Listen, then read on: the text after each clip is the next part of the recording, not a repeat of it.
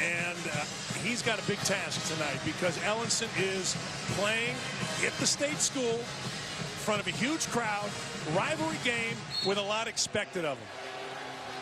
Marquette comes in riding a 6-game winning streak. Wisconsin comes off of their second loss in this building to a non-conference opponent as they lost Wednesday by a point to Milwaukee. Against non-conference opponents here at the Kohl Center, they have been largely unbeatable, 108-10 under Bo Ryan, but 2 of those losses this year. Yeah, and to Western Illinois, they just, quite frankly, didn't look as good down the stretch. Western Illinois came in here and beat them at every single part of the game, particularly at the end. Nigel Hayes didn't get the bounce, and Ellenson has his first rebound.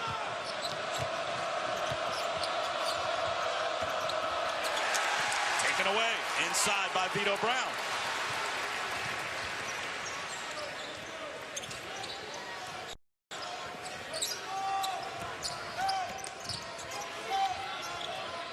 Brown from deep. That's no good. There's Hayes on the offensive glass, and he's shaken up. Hit on the flyby, so it's 5-on-4 the other way for Marquette. What a takeaway by Koenig. And a foul. First foul of the game called on Tracy Carter for Marquette. So it's a new era now of Wisconsin basketball for Bo Ryan, who said it's teach, teach, teach every day with a young team. Well, it is teach, teach, teach every day because, look, the guys that have been doing it, not just last year, they've been doing it for 4 years. Kaminsky, Gosser was there for 5. Now, and playing 36, 38 minutes, now you've got guys in there like Vito Brown that played maybe 5. Hap didn't play last year. Showalter was a walk-on, so you are going to constantly teach throughout the course of this ball game and the season. Tracy Carter was just called for a second. So the first 2 fouls of the game, both on the freshman point guard for Steve Wojciechowski, and Tracy Carter's going to have to go to the bench. Now the luxury is you bring an experienced redshirt sophomore and Dwayne Wilson off the bench, who was a starter earlier this year. Yeah, he was a starter, and then, as I mentioned earlier, the rout against Iowa, Tracy Carter has been an absolute godsend. He's the one guy that is a point guard first. He's 3-to-1 assist to turnovers. He's Philadelphia tough. That hurts big time, him going out of the game early. Ethan Happ, jump hook, comes up short. Another rebound for Ellenson. And the big guy brings it up with the left hand. Wow. How about that? Wow. Last time you've seen a 6'9 freshman, 250, broad shoulders, bring it up, go to his left hand and lay it in, and his name wasn't Ben Simmons. That was unreal.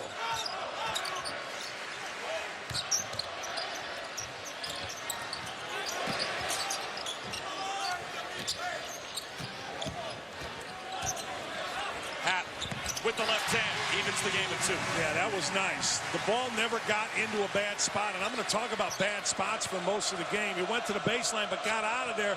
Quick reversal on the reverse, fed the post for a bucket.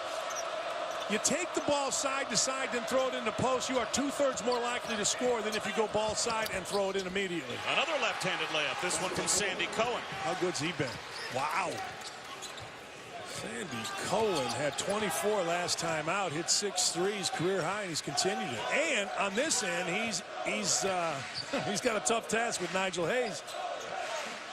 Cohen's coming off of a 24-point performance in the win over San Jose State on Tuesday. His previous career high was 12. Nigel Hayes with the shot clock winding down for 3. That's off the mark. Yeah, you saw one pass. Hayes dribble it slowly to the top of the key and shoot it. That's not how Bo Ryan has ran this program for the last 14 years. Ellenson, short. Showalter grabs it for Wisconsin.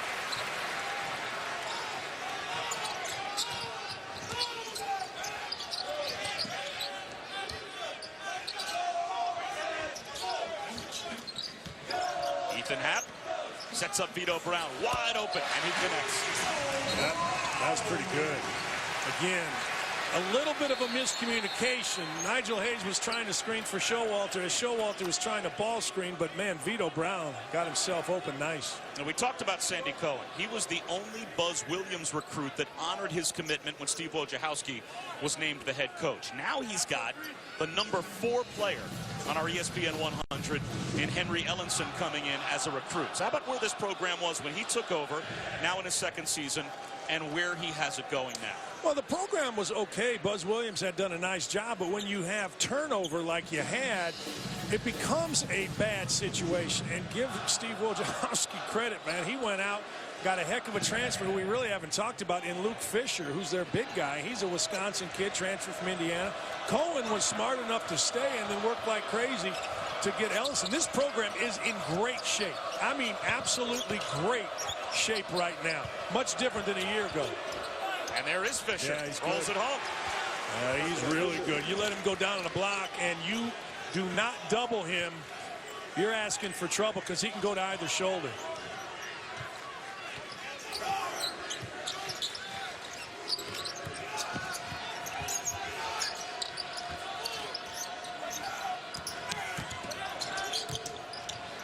Leaning in, using the window. Ethan Happ unable to score. And Dwayne Wilson has it for Marquette.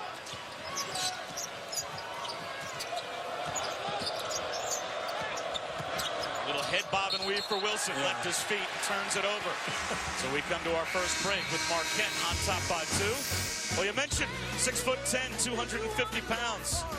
Looking smooth as can be. There's the freshman, Henry Ellenson.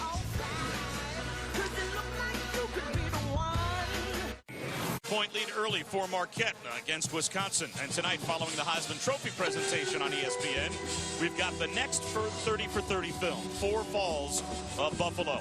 The story of the Buffalo Bills, 4 straight Super Bowl trips, and they lost them all.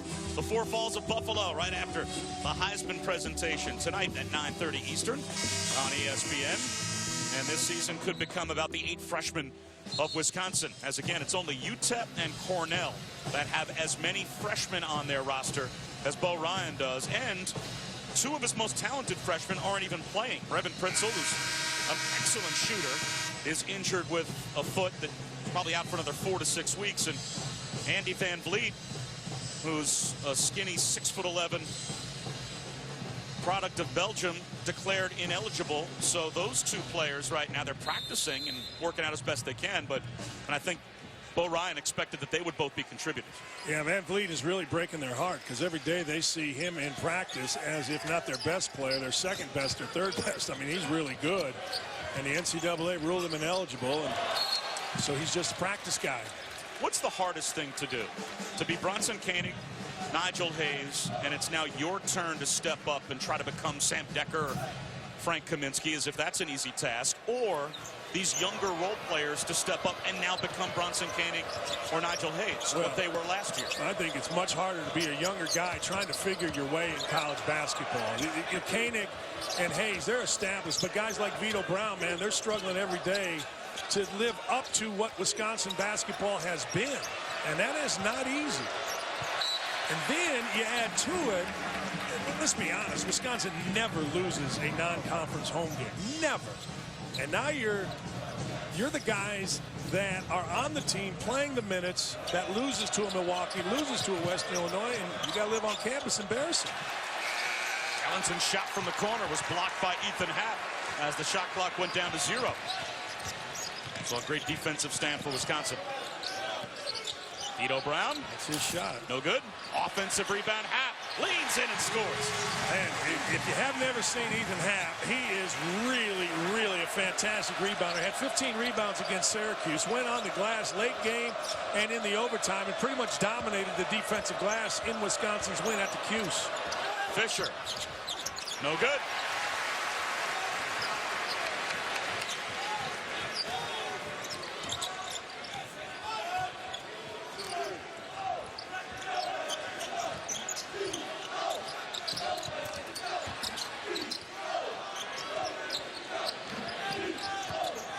Bob, look at everybody from Wisconsin in the lane. Last year's team, you couldn't do that. Let's talk about Happ here. You're going to see Ethan Happ right here. He is going to get great position as the ball is opposite. Remember, 75% go to the weak side. He steps inside Ellenson, who's looking at the ball. The biggest difference there for young kids, Happ looked at the defender and established position. The defender, Ellenson, was looking at the ball, not finding a man to block out. Charlie Thomas comes on, replacing Vito Brown. That foul on Sandy Cohen, his first, and now a steal by Cheatham. Can't hit, but there's the follow for Dwayne Wilson. Oh, it'd be big if they could get Dwayne Wilson going. He's an electric scorer who has not played great. And he's been a little bit disappointed, got his job taken away. But if he could get going, that'd be big time on the road for Marquette. Just look at the lane. Look at how crowded Marquette has in the lane, because it is not a very good shooting Wisconsin team. Showalter steps up and makes a three as Dan Dockich executes the announcer jinx to perfection. Yeah, I asked Gary Close, assistant at Wisconsin, tell me about Showalter as a shooter. And he said, you know, his average should be better. He looked great on that one.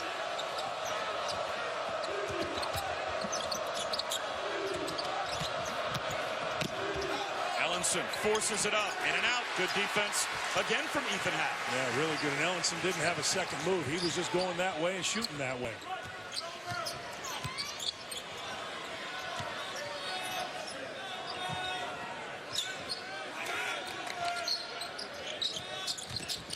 Canning dribbled it right off his foot. Numbers the other way for Marquette. Cheatham. Yes. Canning did a good job. Look, he lost the ball, got back, put his arms up, played good defense. But man, oh man, Cohen with a fantastic finish. That was so much harder than what it looked like. Nigel Hayes tried to slip one around the back door to Charlie Thomas, and Thomas didn't seem to be ready for it. Well, this could have been a goaltend. No official misstep escapes us here on Saturdays. Get your hand inside the rim. That's a goaltend. Now look at Showalter. Great strokes. Dad was a coach. He should have a great stroke, and he hit nothing but the bottom. His dad played for Bo Ryan at UW Platteville.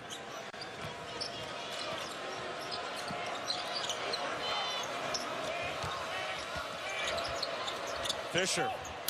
The jump hook comes up short, way up in the air for the rebound. Goes Showalter.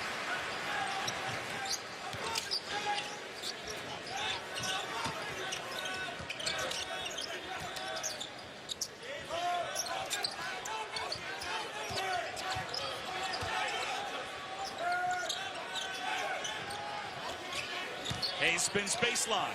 No good. Rebound in traffic to Juwan Johnson. Gets a return. Offensive foul. No, that will say a block. Oh, there was no question. Tom Eads on the near side of the floor was set to call an offensive foul, and he gave way and allowed Steve McJunkins to signal block. This was a great play by Showalter. You couldn't see there, but it sure looks like his feet are outside the arc.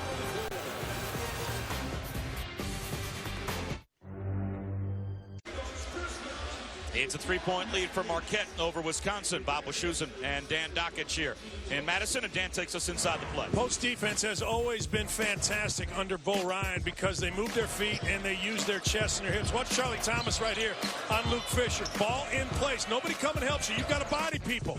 And he does not let Fisher get a foot into the lane. As you watch the rest of this game, Marquette getting a foot or two from Ellenson or Fisher into the paint is huge. When they are not able to do it, they shoot at a far, far less percentage. Tonight, it's the Heisman Trophy presentation in New York City. Alabama's Derrick Henry, Stanford's Christian McCaffrey, and Clemson's Deshaun Watson are the three finalists. The Heisman Trophy presentation presented by Nissan tonight at 8 Eastern on ESPN. Also streaming live on Watch ESPN. Dan Dockich, who you got? I'm going to say Derrick Henry's going to win. I like Christian McCaffrey. When you set an all-time record doing what you're supposed to do, that's pretty good.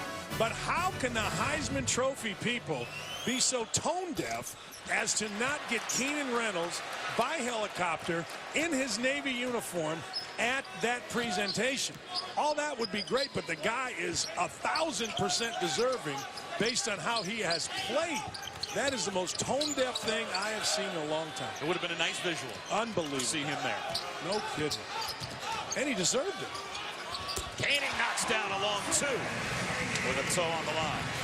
I agree. I think McCaffrey is going to win it. I think you are right in saying that the most consistent player this season's probably been Henry, but I was listening to Joe Tessitore interview Christian McCaffrey earlier today on game day, and I thought he made at least an interesting statistical point that not only did McCaffrey break that total yards record set by Barry Sanders, most people would probably say, oh, more games now than Barry Sanders played then, but he actually did it in less touches than Barry Sanders had that season.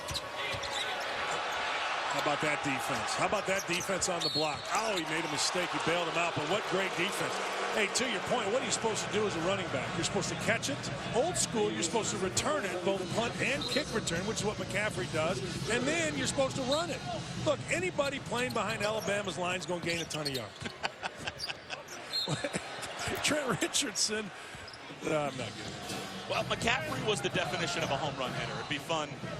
But, you know, I think any of those three players, sure, whoever wins it really is deserving. This is a very close race between those three. I agree with that. I mean, I'm looking forward to watching Clemson in the Final Four on New Year's Eve. I think it's going to be fantastic television. That foul on Happ, by the way, was the third for Wisconsin. Fadeaway is smoothly done from the freshman, Henry Ellenson. Boy, that was sweet. It's called a Sigma move where you have your back to the basket and you inside pivot with the ball over your head. You just go shoot it in. That is a dangerous move.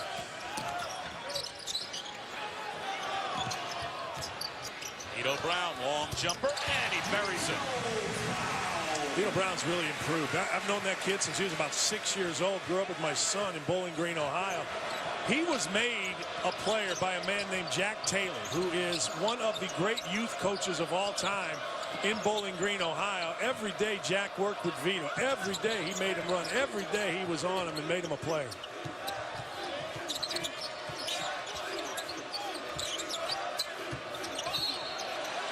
Gets to the baseline. Another foul called on Ethan Happ. That's his second. We've seen a lot out of Ellenson, Bob. We saw him take it coast to coast, go to left hand. We saw him get on the block, inside pivot. We saw him catch it at 10 feet right there, 12 feet, shot fake, go to his left hand. Pretty impressive array in a short period here. See the games we have coming up a little bit later on. Arizona State with Bobby Hurley taking on Kentucky. What are your thoughts early on of Kentucky, where they are now and where you think they can be at the end of the year? Well, I think they can be national championship good, but when I saw them against UCLA, it's the first time in a number of years I thought they looked unskilled, disorganized, and not overly athletic compared to their opponent. Now, that's not going to happen very often, but it felt like that against UCLA. The team I'm impressed with that not a lot of people have been talking about is Louisville. We had them against Michigan State. I think that as the season goes on, that ceiling is really high. And, of course, Michigan State, Denzel Valentine's been absolutely off the charts. And when they get Gavin Schilling back, I think that'll be a big help on the block.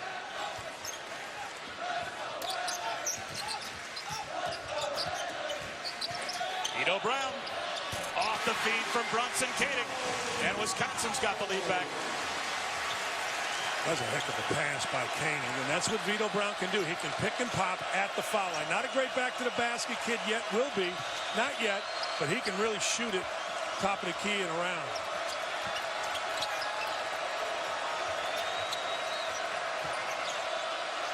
Shot clock under 10. Neither team has led by more than 3. Dwayne Wilson spinning and unable to finish. That close to a chance for an old-fashioned three-point play. This pretty sweet little wraparound pass and a wide open. Vito Brown, fantastic. That's where he can shoot. Now watch Kenny. He's moving his feet. Watch his right hand. Bam! Oh, he reaches down. When you reach down, that's going to be a foul every time. Should have made Wilson go ahead and make the shot. Wilson is the top returning scorer for a Marquette team that had him at the point, but has subsequently turned things over to Tracy Carter after they had a lopsided loss, 89-61 earlier this season to Iowa. And Steve Wojciechowski said his team needed a shakeup. After that loss, they just could not continue with the status quo put Tracy Carter in, but Carter picked up 2 early fouls in this game, so it's been Dwayne Wilson the rest of the way. I want to get back to, he also in New York or in the Bronx took him to Laughlin Park, took away practice gear from his team. And a lot of media guys that don't know said, well, it doesn't make a bit of difference. The heck it doesn't. These kids are proud of what they get to wear, and they've won 6 straight since. Great move. Dwayne Wilson bottoming out a triple. He's got 5, and that gives Marquette the lead back. Anytime you take practice gear, anytime you shake it up, it's a good move. It's a really good move. It doesn't always work, but you got to do something. Wilson commits the foul, but got the job done at the other end. Look, this is a modern-day fast break. You don't run for layups anymore. You run for threes. Every team practiced it. Wilson delivered.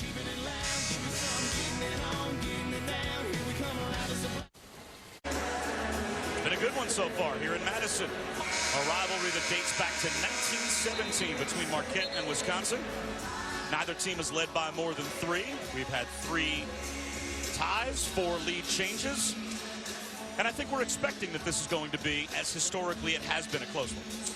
Yeah, this is a great rivalry matchup that, Dick Vitale, myself, we're all over Indiana and Kentucky playing. This would be the weekend, but I hope this one never goes away. Marquette has a fantastic tradition. Had a chance to talk to Bo Ellis earlier today, star from 1976, and he's excited about Steve Wojciechowski. I don't know how you couldn't be. He's done a great job, and this is just 2 teams that know each other playing hard. It's great. Well, so many of these players grew up crisscrossing in AAU and youth and high school basketball as well.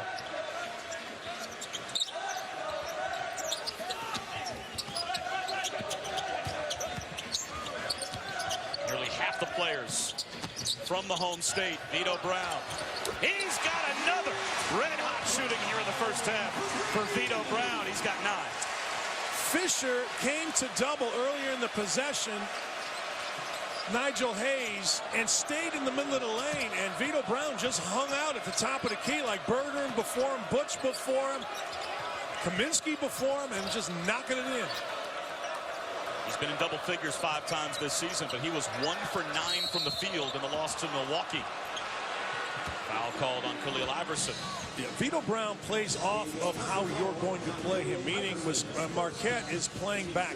They're jamming up the lane, daring Wisconsin to shoot. So Brown is smart. He's not doing too much. He's staying where his strength is, setting a ball screen on top, popping, staying at the top of the key or to the right or left, and knocking them in. Although Koenig fell asleep. Johnson couldn't hit the point-blank lob. 16 fouls now on Wisconsin, by the way, so it's free throws the rest of the way in the first half for Marquette. 4 fouls on the Golden Eagles. Now, pretty interesting. Ellenson is now guarding Vito Brown. Ellie Kanan misses. Ellenson, long outlet pass to Johnson. Well, that's something you never see. You never see the opposite guard for Wisconsin fail to get back. Nobody got back. Johnson was there for a few seconds before Ellison hit him. Showalter with his second 3 here in the first half. Another lead change.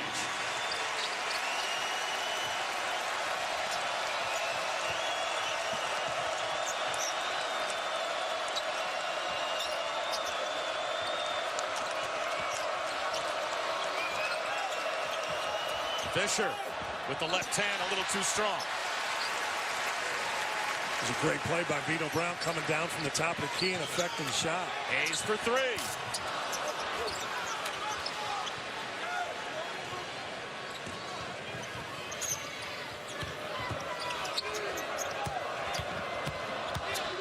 Ellenson across the lane over Vito Brown. No good. Another rebound for Zach Showalter. Again, great post defense. Ellenson could not turn into the shot. His left shoulder turned away. Koenig draws the foul. This is a pretty good outlet by the freshman, but man, Johnson was down there a long time. Koenig forgot to rotate back, and now here on the other end, Showalter's feeling it, and he should feel it. He has a great looking stroke. That foul on Hanif Cheatham, his second. So now Tracy Carter on the bench, although he goes to the scorer's table. He's got 2 fouls, been out for quite a while. And Cheatham also with 2. He's still on the floor. 5 minutes to go in the first half. Nigel Hayes fades away. That hit the backboard first. And a foul will go against Wisconsin. Well, today on ESPN, we've got Coach Cal and those 5th-ranked Cats taking on Arizona State at 3:15 Eastern. And Marcus Page back for North Carolina taking on Texas. That's a journey to the tourney game presented by Sonic. Both games are also streaming live on Watch ESPN. So Tracy Carter back in the game. He has 2 fouls. And now it's a 1-and-1 as the Badgers just picked up their 17th foul.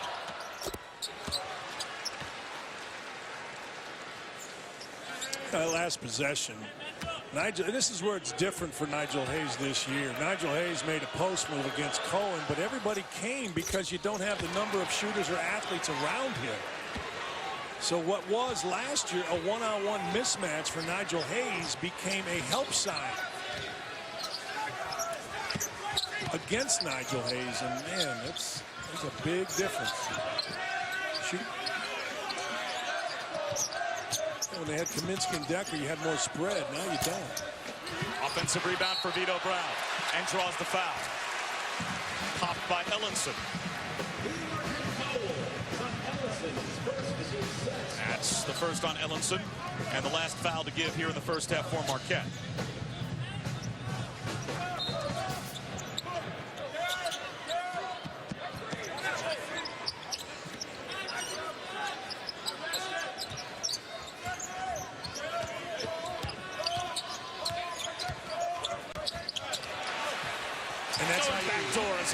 And that's how you beat it. He backed down to pass, not to score. He looked top of the key, he being Nigel Hayes, looked top of the key to Brown. Ellenson reacted. The help came from Fisher, and he found Happ cutting to the rim. Perfect learning and perfect execution by Nigel Hayes. 8 lead changes and 4 ties. Fisher, too strong. Vito Brown, the rebound. It's down to the deck goes Ellenson. And Showalter underneath him.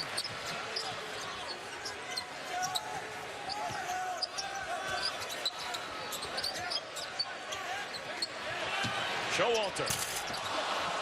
And a long rebound to Cohen. Now, if you ain't Steph Curry, you ain't making 3 in a row. And now Cohen will go to the line as Koenig picks up the foul. Free throws for Marquette when we return.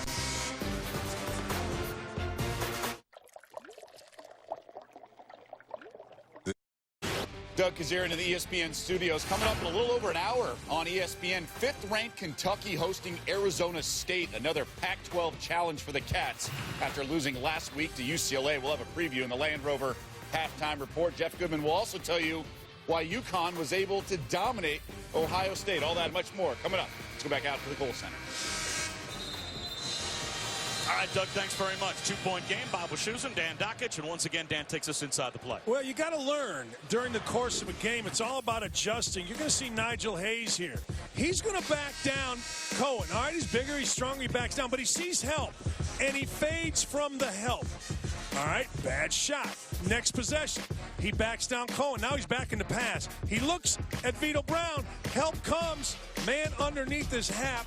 When you bounce to pass, really good things happen against a double team. Now, next time, if they're not doubling, Nigel Hayes should just go dominate Sandy Cohen. But that was a great in-game adjustment by Nigel Hayes on the block. Smart, very smart. For a team that lost arguably as much talent as any in college basketball for Wisconsin, where are they now and where can they be at the end of the year? That is a great question. They are a middling team trying to figure out who can play in what circumstance and how we're moving the ball, where we're taking the ball, particularly late. They faltered against these 2 home games late. They played well during the course of most of it, but they haven't played well late. So that's number one. Where they can go, they can't match, obviously, last year. But if anybody's going to tell me they're not going to be in the top 4, I will not believe it until I see it.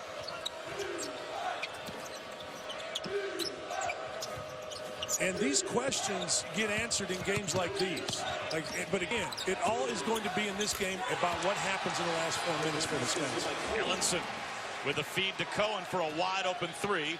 He's got 6, and Marquette has the lead back. Man, Sandy Cohen's just become a good player. He knocks in threes, and on the other end, he's going to guard a bigger, stronger Hayes. That tells you Steve Wojciechowski loves him and trusts him. Hayes backs him down. Can't score. And a foul call, looks like, on Charlie Thomas. Going over the back. Oh, they're going to say right here. Wow, they cannot believe it. On the bench for Marquette. It looked as if the foul was going to be called on Charlie Thomas. Bad shot. Should have posted him. Yeah, I don't know. That's just making up a call. They called it on Fisher. And that's the 7th on Marquette. So that's free throws for Charlie Thomas. I don't know how you call that on Fisher. That'd be hard to even make up the call on Fisher. I love North Carolina. You see the tree, as they call it in the business. Nigel Hayes with the back tap, out of bounds. And it goes over to Marquette. Some call it the tower. But I like North Carolina. I think North Carolina is going to be fun. Every year our network sells you on Texas, man. Texas is always a big game. And it seems like they always lose. But Marcus Page coming back. Justin Jackson has been fantastic, as has this guy, Cohen. Long rebound, though, off the Cohen miss. We do sell Texas.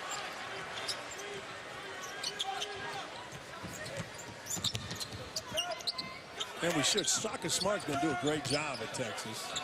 Nigel Hayes leans in, draws the foul. And he'll go to the line.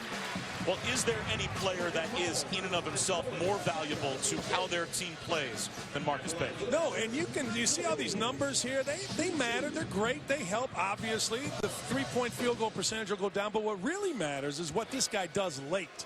There is no bigger clutch player in the country than Marcus Page. He is a dude that is not afraid of any moment, anytime, anywhere. That's the magic of Marcus Page. That foul on Sandy Cohen, his second, so he sits down. Jawan Johnson back in the game.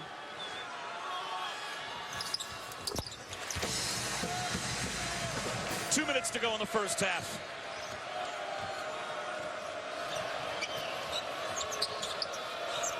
You got to go a little high-low here. Fisher, get the ball at the top of the key. Fisher and Ellenson.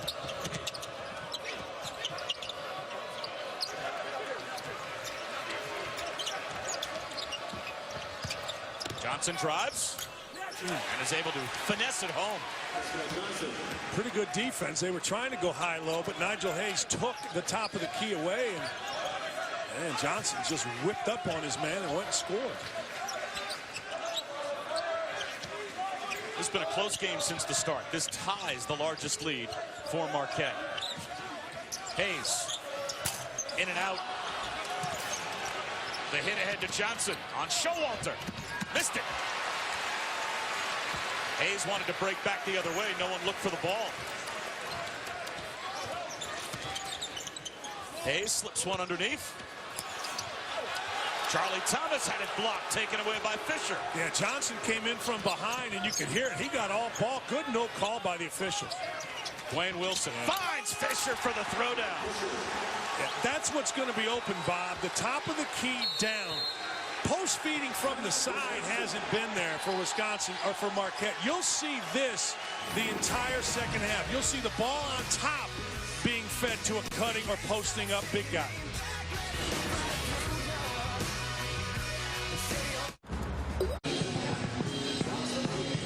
The Grateful Red has not seen this often in any of their days here at Wisconsin. It's one of the best student sections with the band right in the middle of it here at Kohl Center.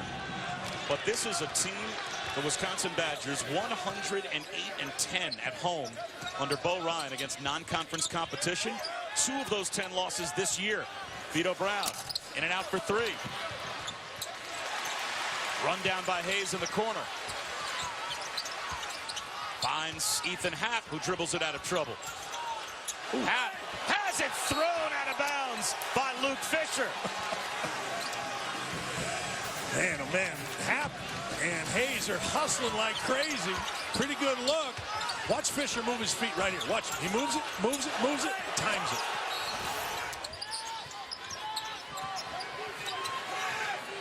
Henning backs it out, as Wisconsin has missed 7 in a row from the field.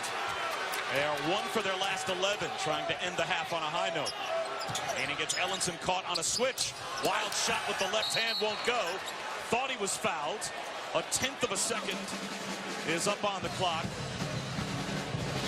And the officials call a jump ball. The possession arrow keeps it with Marquette. So the Golden Eagles are going to take a 5-point lead into the locker room at halftime. Golden Eagles have played very, very tough. They made great decisions with the basketball late, driving it or going high-low to finish the half with an 8-1 run. Great half for Steve Wojciechowski's crew. They end the half with their largest lead of the game. It's time to head back to Doug Kazarian and Jeff Goodman, the Land Rover halftime report.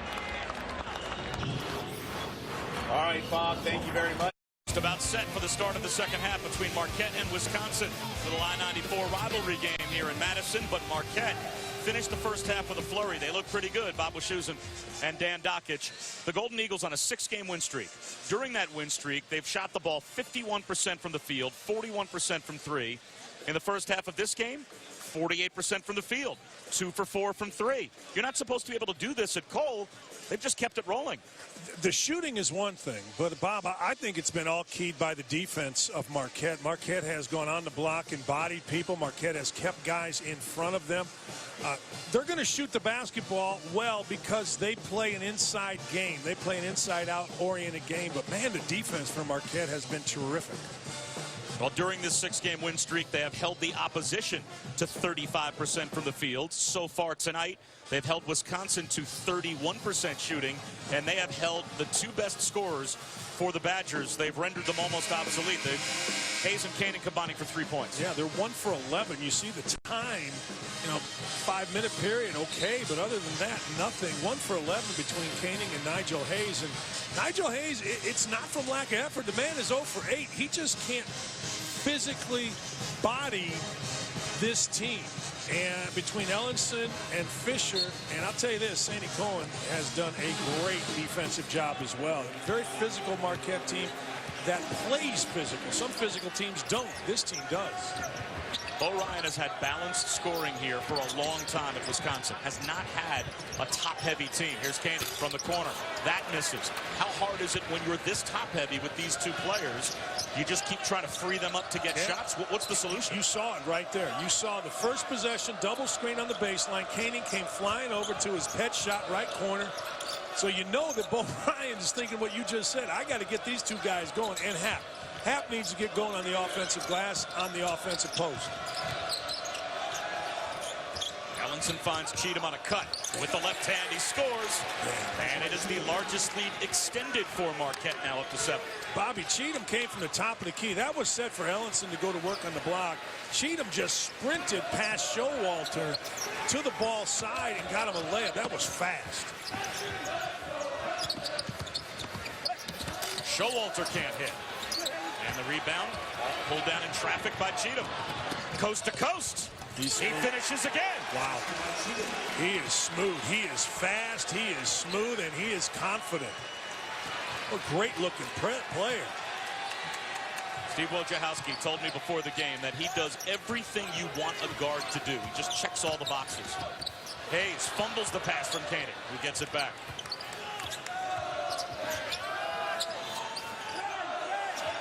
Shot clock to 8. Hayes.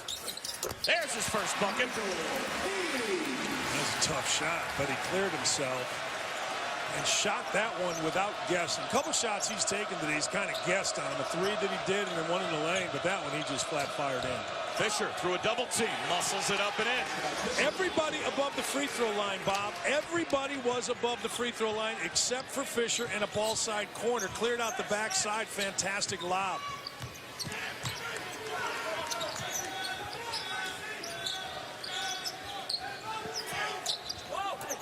Bad pass from Ethan Happ.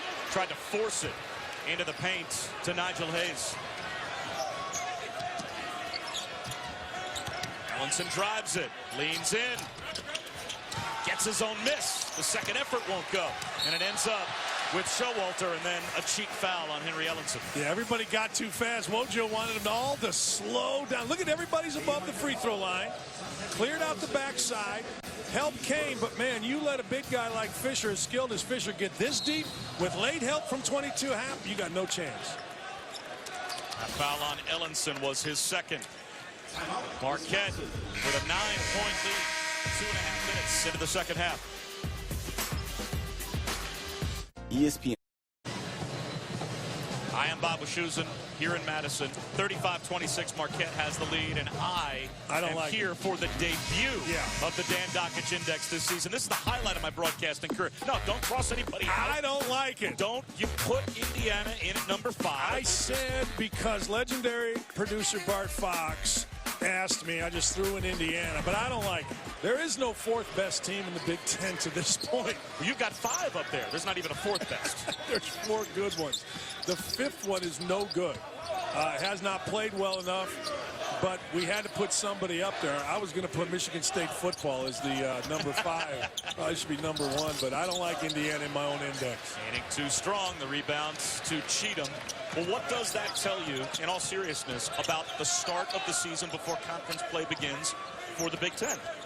Well, it's been a disappointment. I mean, let's, you know, Iowa had a chance for a fantastic win at Iowa State and let it slip away. Indiana hasn't beaten anybody. These guys here had a great win. Wisconsin at Syracuse, and then didn't back it up. Ellenson hits another jumper, and the lead extends to double digits now for Marquette. All you guys out there that poo-poo taking away practice jerseys, having guys practice on outdoor courts, stop it. You just don't know. The media was all over Wojo. It doesn't make a difference. Yes, it does. This is a really connected Marquette team, and it really an unconnected Marquette team before Wojo did that stuff in Brooklyn. Coaches know their teams better than we as the media do, and it's not even close, and Wojo made a great move. Manning flips one up. That won't go. The rebound to Happ. His putback was off the mark. Never got full control of the basketball. Yeah, he lost it. Shooting at the end of the first half goes from bad to worse now, early second half for Wisconsin. Fisher, he'll go to the line. The end of the first half continuing here in the second half as Marquette has dominated.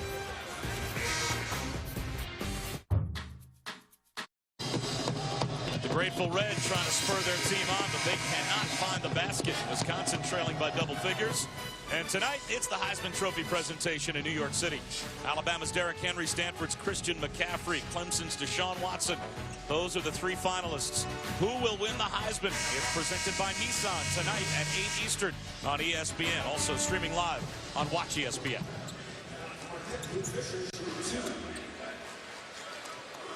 Well, Bo Ryan's team shooting 28% from the field. They've always had a guy that they could just throw it on the block in times of crisis, in times of chaos. And they don't.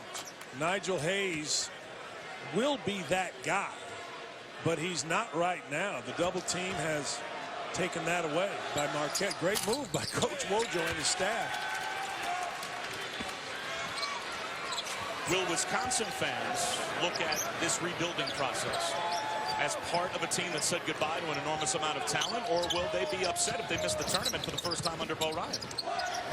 Well, I think probably a little bit of both. Everybody's upset when you miss a tournament, if in fact that happens, but these fans are used to winning, and Bo Ryan has won at levels never seen before at Wisconsin, so they can be upset all they want, but they've got one of the truly great basketball coaches of all time manning that sideline. What's going to be interesting is what happens with Bo. That's a big deal. You know, he announced his retirement, came back, and nobody in the program knows even a little bit what he's going to do.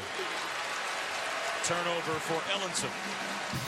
Where do the points come from for Wisconsin to try to come from behind? As Marquette right now with 39 already has more points on the board than they scored in last year's meeting between these two teams. At the Bradley Center, Wisconsin won last year 49-38. That was the final. Hayes leans in. Taken away by Fisher. Again, another bad decision by Nigel Hayes. Pretty good action. They ran 2 straight double teams. Hayes pokes it away, though. Turnover for Tracy Carter. Hack glides in. And he'll go to the line with a chance for a three-point play. When you lose games, there are certain plays. This is a play that loses you the game if you're Marquette. We all look at the last second, but this three-point opportunity right here, when Marquette had the ball with a chance to continue a double-digit lead, massive play in this game moving forward. Not every play that costs you the game happens in the last minute. That is a monster play right there. The foul on Fisher was his second, but Happ couldn't complete the three-point play. So the lead's still at 9. Cheatham lost control. Numbers the other way for Wisconsin. Yeah, you can just feel this crowd is ready to go, and there's a little bit better pep in Wisconsin's step. Vito Brown. Yes. Steve Wojciechowski wants a timeout.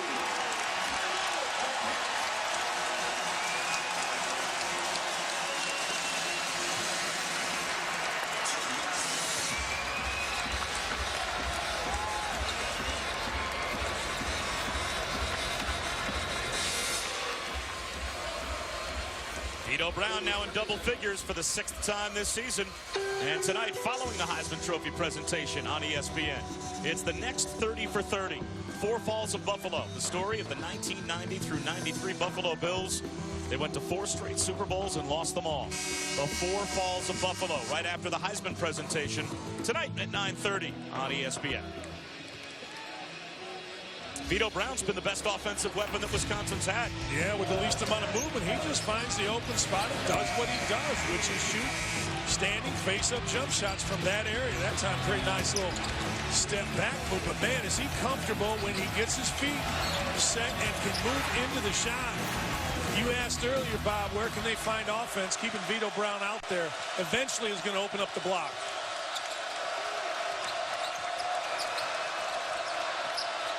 Ellenson, short. Yeah, Wojo wanted him to go to the rim, did not want him to settle. Hayes leans in, can't get it to go. Kept alive, tapped around, who's got it? Nigel Hayes. You got to find Koenig here. They got to do something with Koenig on a screen roll. Brown for 3. In and out. Hack kept it alive, and it will stay with Wisconsin. So another fresh shot clock for the Badgers.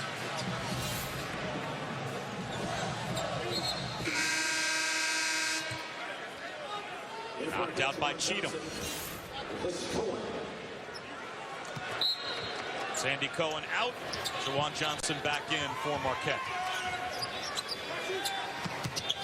Brown, another long 2. Off the glass. Too strong. Another back tap. This time, though, it's Fisher. That's not his thing. That's not his thing. Jawan Johnson draws the block on Showalter. Just couldn't beat him to the spot as Johnson had the quick first step to the baseline. That was a legit shot, but you're right. Just could not quite square his shoulders. Good call. Vito Brown out. Charlie Thomas back on for Wisconsin. The ball's got to be fed from the top of the key, high-low here. Ellenson on the drive. He's got it, plus the foul. That's a big-time play from Henry Ellenson. This kid isn't top 5 in the country for nothing. A little shot fake goes right around half. Help is there way too late. Keeps his chin on the rim and finishes. Playing at the top of the key is going to be monstrous for Marquette from this point on because it spreads the Wisconsin defense. Can't finish the three-point play, but the kind of move that a top-rated recruit makes.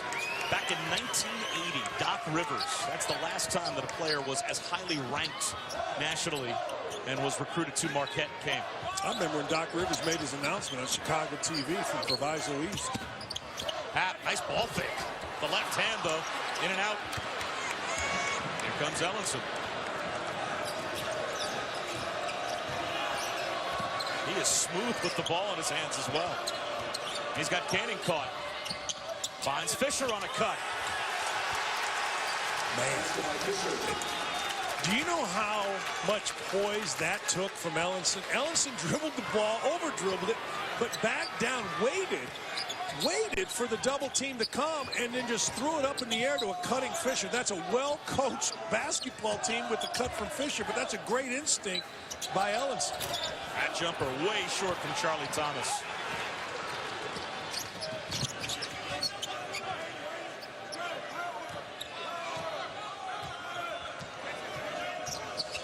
Got to play with it at the top of the key. Another foul on Showalter.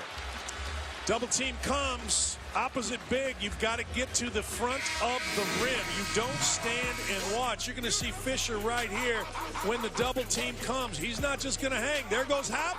Cut to the bucket. Beats Showalter there. Layup. I've been working. I've been working.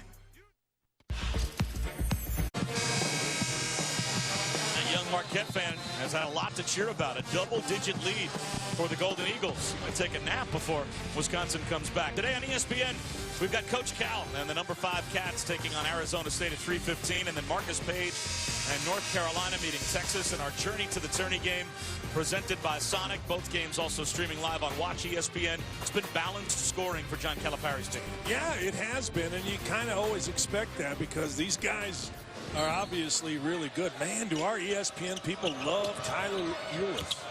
Do you? He's all right. He's good. He's you know, give me Chris Dunn. But, yeah, he's a good player. But my goodness, do we like him. Ellenson for 3. Now he's doing it everywhere on the floor. I like him. And you got to remember, this heated recruiting battle. He snubbed the state school to go to Marquette, and Coach Wojciechowski, I always say his name wrong, Coach Wojo. And now in this building where he was booed loudly by everybody, he just putting it right in their eye. Foul by Johnson on the drive by Hayes. This jumper, though, by Henry Ellenson, extending to Marquette's largest lead. And when you stand around and watch Vito Brown, now watch the reaction right there. He's letting them know. Good for him. Hey, you boo me? Take that. Right? Basketball is no place for the meek, mild, and polite.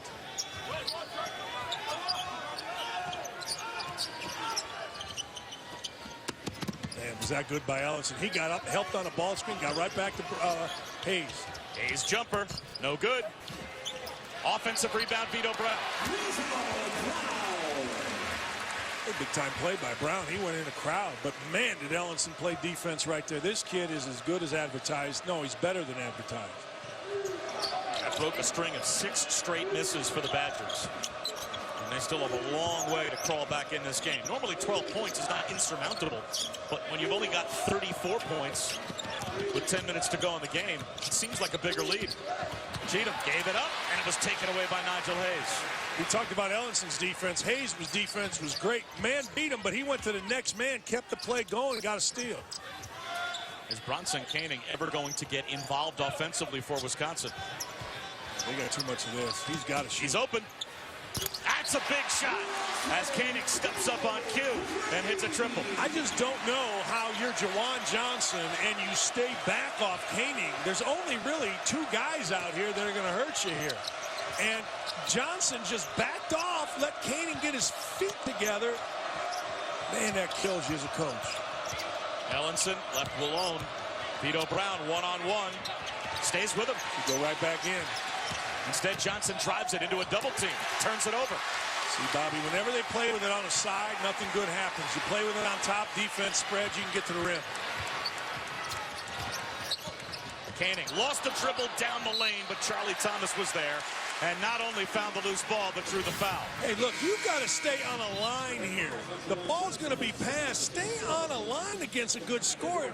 Johnson just hanging. He's not doing anything. And the best shooter in the building, there's 18,000 of us here, and the best shooter in the building gets a wide open look from the top of the key. Man, those are the kind of plays that get you beat and make coaches go crazy. Another foul, this one on Dwayne Wilson.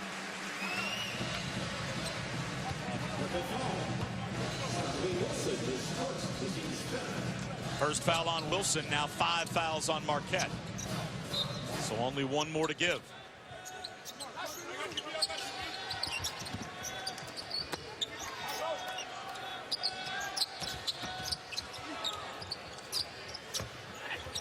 Showalter had it taken away by Wilson.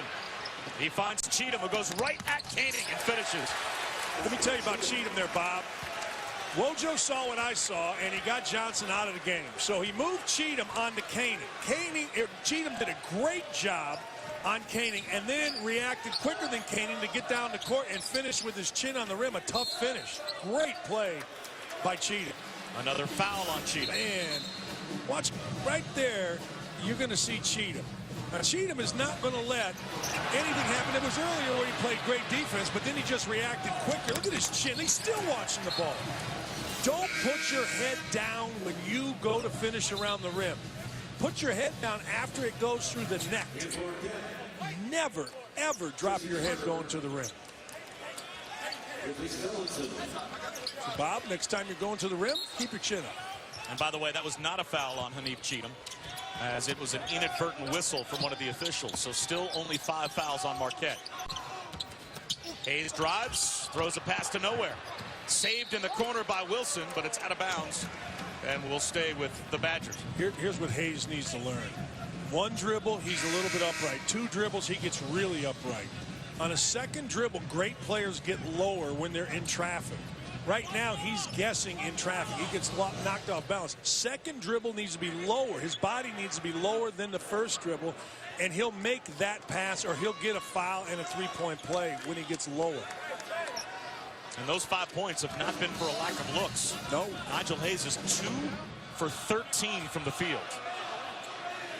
That's Mike Eads over at the scorer's table, as it looks like they have adjusted the shot clock and taken it down to 9. Looks like the shot clock was inadvertently reset at the scorer's table.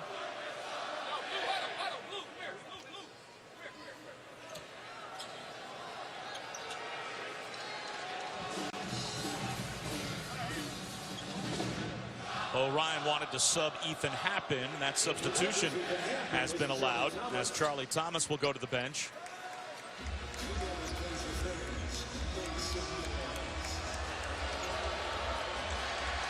And the conversation continues. We take a look at the shot clock. Hayes threw it to nowhere, and they reset the shot clock without possession being changed. Dwayne Wilson was not able to throw that one back. So now it's down to 7 to shoot. I thought for it was Wisconsin. 9 or 8.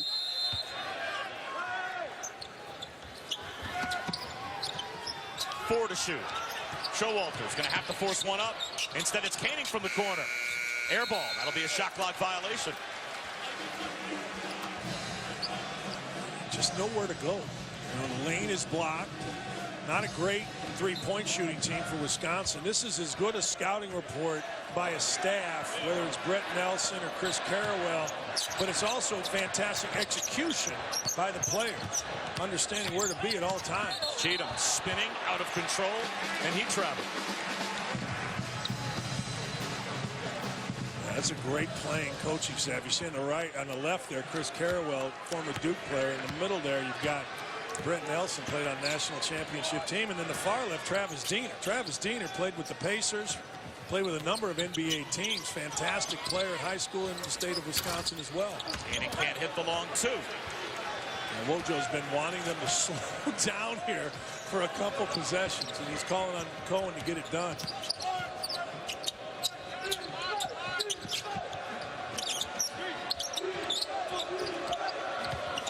Nice read by Ethan Happ. Steals the entry pass away from Tracy Carter.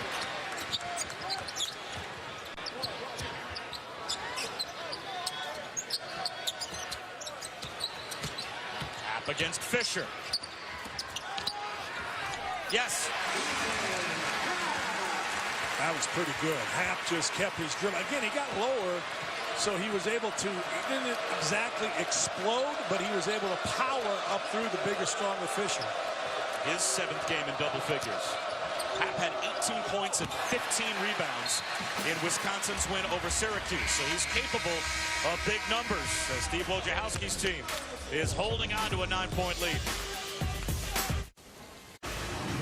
Doug Kazarian here with a studio update. 7th-ranked Oklahoma in a dogfight in a Sooner State battle. Jordan Wooder, the hoop and the harm. OU up 7, early second half. Coming up on ESPN, there's the inimitable Dick Vitale getting ready for 5th-ranked Kentucky hosting Arizona State at Rupp Arena. Let's go back to the Kohl Center and get your chin on the rim, fellas.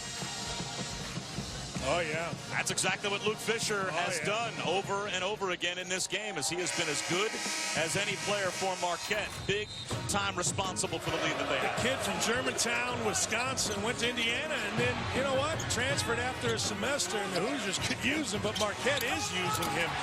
He's a big, strong kid that is skilled, but more important than any of that, he knows where to go on the court. You see there against a double team, and he and Ellenson are a terrific, terrific duo inside because both are unselfish and both are ultra skilled.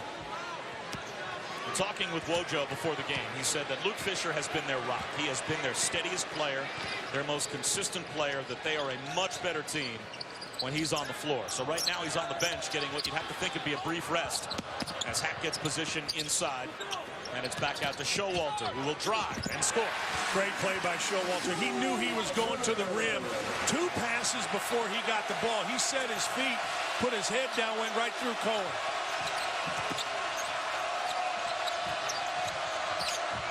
Wilson off balance, short.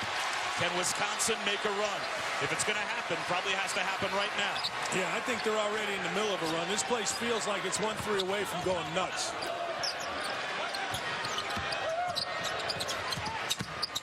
Hayes from the corner. He's got a 3.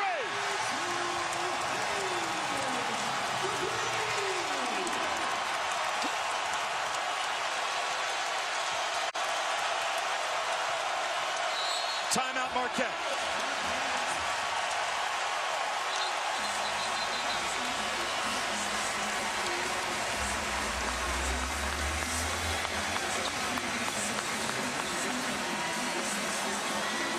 The lead was 14. It's all the way down to 4 with under 6 minutes to go. Hey, look, Wisconsin has had 2 bad home losses. We've talked about them, Western Illinois and Wisconsin, Milwaukee. And it all came down to the last 4 minutes. Both of them, and they did not play well against those 2 teams. You want your team to grow if you're Bo Ryan? We all talk about, we're going to see what we have as a team. Well, here it is, right here. 4-point game, really good opponent, in your own building. You're going to improve or you're going to go away again. Can't the same be said of Steve Wojciechowski's team, as now they're on the road, rivalry game. The crowd's back in it for the first time in a long time, and he's got Luke Fisher, who's never been a big-time player. Henry Ellenson is a freshman. Tracy Carter, a freshman. He's going to learn something about his team now, too. Hey, no doubt. And the learning is great at this time of year, but, man, that bus ride home is greater if you get a win. Or the dinner that Bo goes out to tonight is much better than the throwing up you do if you lose. I don't care how many years you've been in the business, man. Losing's like death. It's a lot of guys. Plenty of youth on the floor for both teams. Hayes and Koenig really are the 2 most experienced players for either squad in this spot with under 6 minutes to go. Yeah. And let's go to Marquette real quick. They've played with the basketball out on the perimeter, and they've kept it on a side. This has to be something from the top down, either a drive, a high-low, a pick and pop. But the ball has to be handled at the top of the key to have an effective possession here. Ellenson. No good, but the putback is good. What a tough kid, because this crowd was going.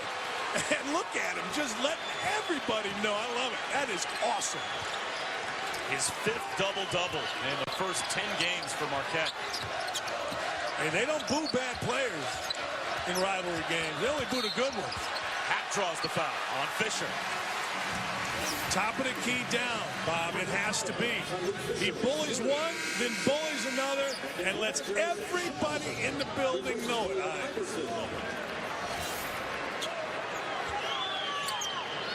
Man, that kid is tough on tough.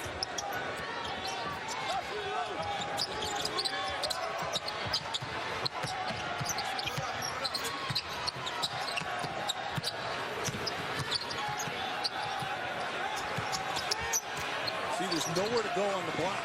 And that's what Wisconsin has always had. If you're going to go on the block, you're going here mid-post. 10 to shoot for Hayes. Crosses over. He might need some help. Gets shut down on the baseline. Showalter, mid-range jumper. Is good. He's been the guy. He's been the guy because he knows exactly where to go on the court. He started left, came back right.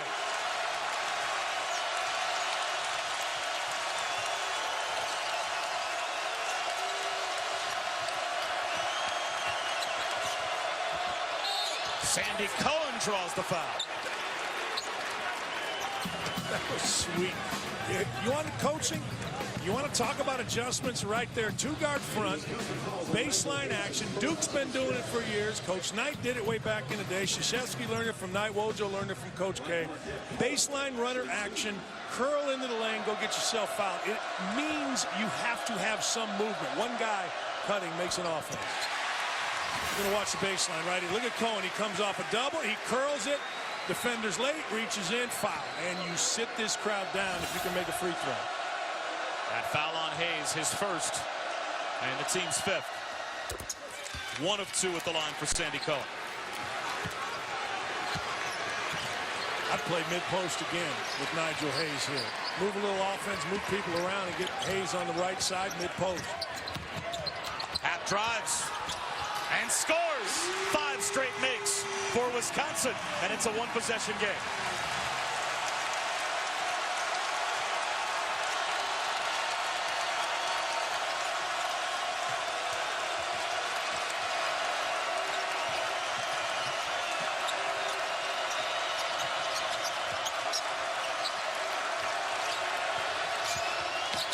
Wilson, bad shot, but gets it to go.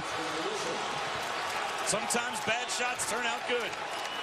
Ball was handled on top. Wojo's doing the right thing. He's keeping it on top. Wilson, no help came. He just fished it in.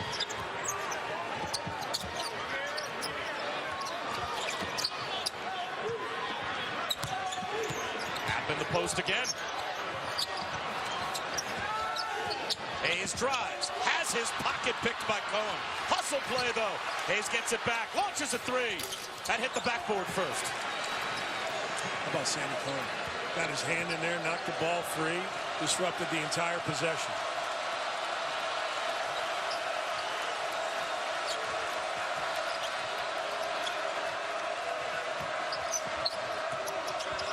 Nice. Fisher, no good. Little inside screen. Fisher had a chance, he just didn't gather.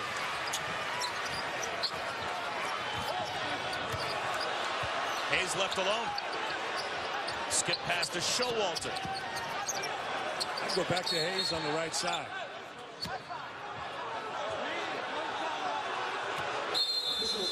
And it's an official's timeout, as there might be a spot on the court that they believe is hazardous, so that gives us a break as well. Can Steve Wojciechowski's team survive on the road, or can Bo Ryan's team ride the crowd to a win? 2.5 minutes left. Doug Kazarian with a studio update from Tennessee. An 18th ranked Butler, the Vols' Kevin Punter from deep NBA range. 1-point game, final few minutes of the first half. Coming up, bottom of the hour right here on ESPN2. Fred VanVleet just returned from injury, the senior point guard carrying Wichita State as the Shockers getting set to face 25th ranked Utah. But we're poised for a great finish. Back to Bob and Dan. Well, Doug, we'll see how great of a finish we get with 2.5 minutes to go. What once was a 14-point Marquette lead was whittled all the way down to 3 by Wisconsin. Wisconsin Koenig with a force here, and it's out of bounds off of Fisher, as every time that Wisconsin has looked like they were going to put together some type of a run to get the game even, Marquette has always counterpunched, and it's usually been Fisher and Ellenson that have gotten the job done. Again, on this end, it's been Cheatham. Cheatham has come over to Koenig and has done a terrific job on the ball. See it right here on top.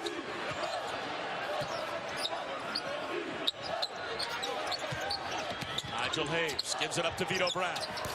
Long rebound to Hayes. Sets up Koenig for 3. Yes! What a great play by Vito Brown.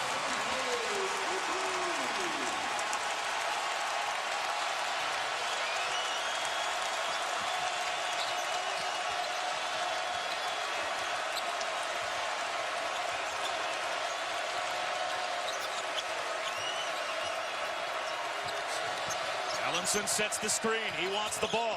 Instead, it's Cheatham. Rejected and taken away by half. A chance for Wisconsin to tie or take the lead. Vito Brown. We are tied.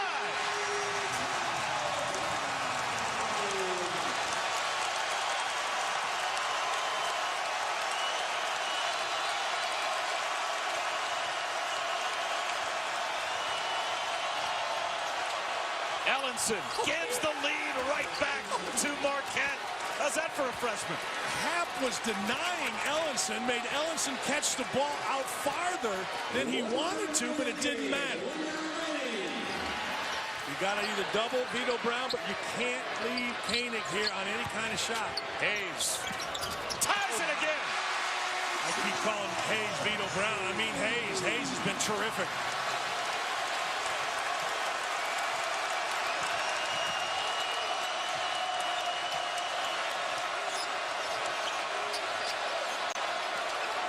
Ellenson's got Koenig caught on a switch. Goes to the rim. Can't score. On the putback, though, is Luke Fisher.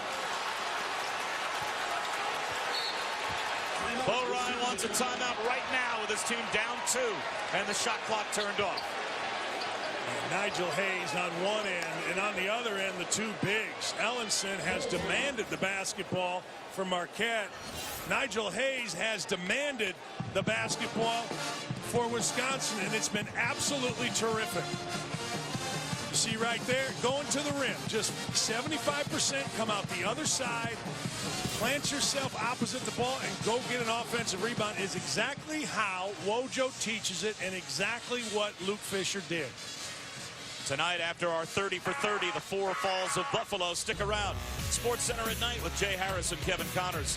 The guys will recap the Heisman Trophy presentation, have the highlights from Army-Navy, college basketball, our game, and plenty more today. NBA, NHL, all that and more on Sports Center at night after 30 for 30 on ESPN and streaming live on Watch ESPN tonight. Bobby, Nigel Hayes, right side of the court, mid-post. You cannot leave Koenig here. You have to stay, because Nigel Hayes will find you. He found Koenig on a tip out for the big three that got him back in. Then he made a couple buckets, and he found Vito Brown for a little baseline jump shot. You got to make sure you double from Zach Showalter and don't leave Koenig here. And that includes on the shot for an offensive rebound kick out, because that three is going to beat you. Each team still with a timeout left.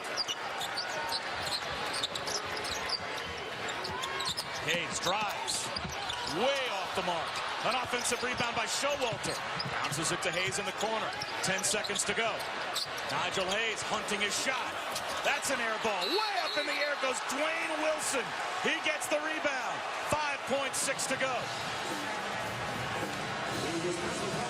Just doing too much. You know, just doing too much. It's only the 16th foul. Wojo wants his guys getting organized, get the ball in. And Marquette was walking down the other end, assuming free throws, but Wisconsin still had one foul to give. So now Bo Ryan's team is going to have to foul immediately. And instead, looks like Steve Wojciechowski is going to call a timeout. Check that. It might be Bo Ryan calling his final timeout. Looked like both coaches signaled a timeout. Let's see which team the timeout was granted to. It is Wisconsin. So that's actually big for Marquette, because now if for some reason they can't get the ball in, they still do have one timeout left that they can call. And Wisconsin is usually very good at switching everything, and that's what they're going to do. For Marquette, they've got to give themselves some room. You get caught on the baseline in these situations, it becomes a turnover. You have to start top of the key, extended, foul line, extended, and then make your move. When you would draw up a defense here, how much of it was trying to get the steal? How much of it was trying to make sure that if it's inbounded, you foul the guy you want shooting free throws? It's both, but mostly trying to get the steal. You make sure you get your switch and make them put a hump on the ball. If there's a lob-type pass, you can recover and go get a steal, but don't miss a switch. They missed a switch. And it's in, and it'll be a freshman to shoot free throws, as Hanif Cheatham will go to the line. He's shooting 77% coming into today. They started at the free throw line, and Cheatham just made a nice cut right past Koenig and got the ball. His first trip to the line today. And it's a 1-and-1.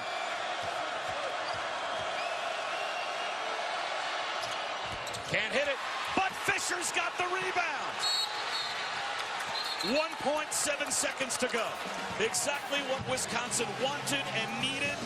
They get the miss on the front end, but Luke Fisher, the Indiana transfer, finds the rebound. You see the room there? Showalter went for the ball.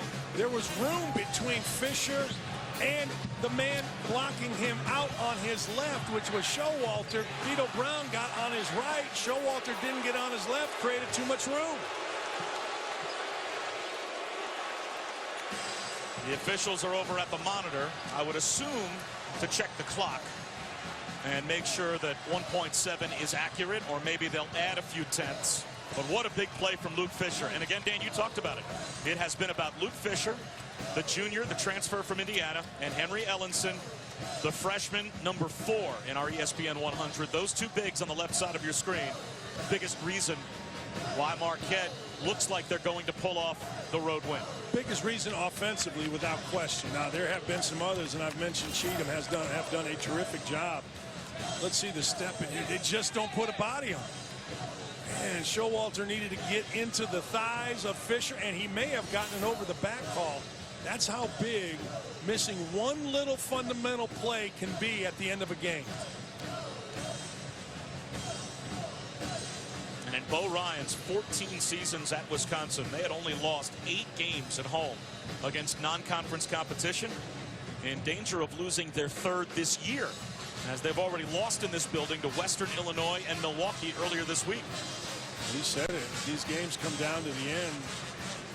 And I think Wisconsin got a little bit of a break here. As weird as this is going to sound, you're going to see the rebound, and this is a clock issue, but it's brought out to Cohen. He throws it, and instead of the foul being here on Koenig, it's over here on Cohen. That game is over if they don't call that foul, and they called it way, way late. You couldn't see it on the monitor, so Wisconsin got a little bit of a break here. And it's still only the 8th team foul on Wisconsin, so it is still a 1-and-1.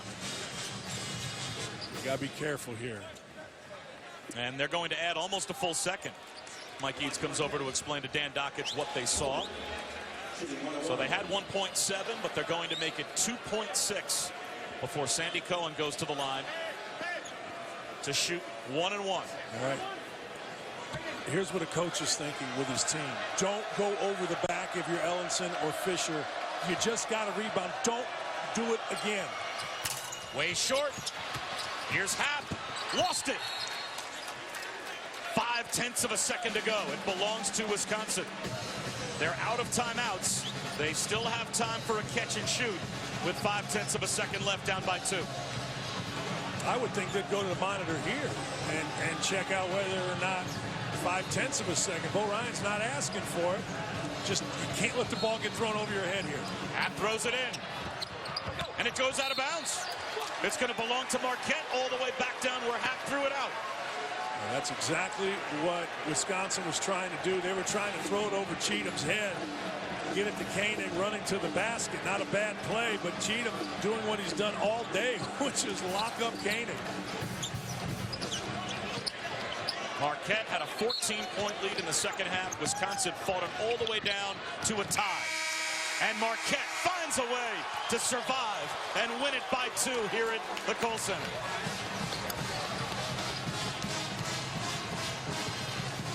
That is a terrific win for Steve Wojciechowski's team.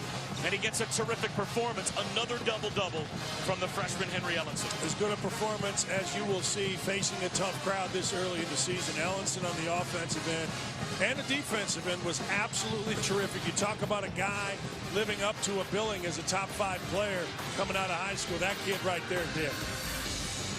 The 3rd non-conference loss this season for Wisconsin at home. And as you can see, the first time in a couple of decades they've lost 2 in a row against non-conference competition at home. 57-55 the final. Marquette over Wisconsin. Coming up, more college hoops when Utah meets Wichita State. But right now, to Doug Kazarian in the studio.